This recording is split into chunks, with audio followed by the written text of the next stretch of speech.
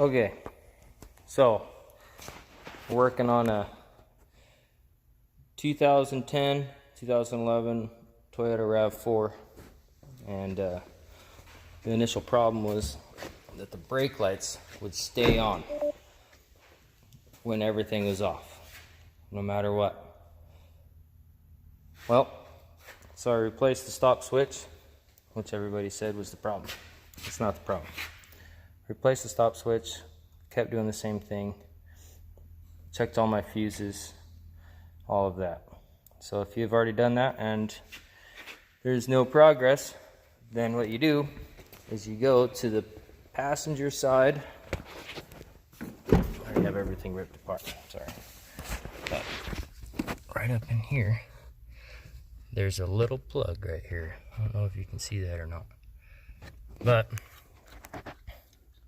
this is on the other side of it. Stupid light.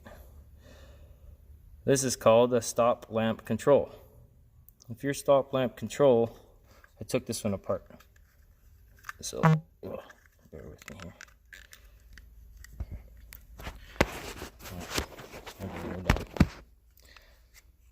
Your stop lamp control looks like that after you take it apart.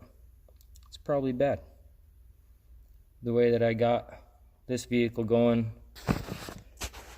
without that for now is right up in here. I just put a little jumper wire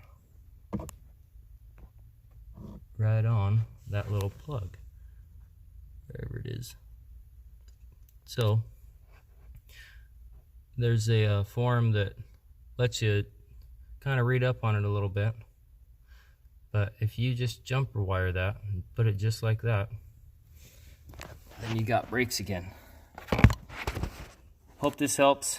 I have spent 2 days trying to find that little bugger right there, and it was just a random shot on a forum where it was like a 2-page or a 2 little comment section that got me right to that thing behind the glove box.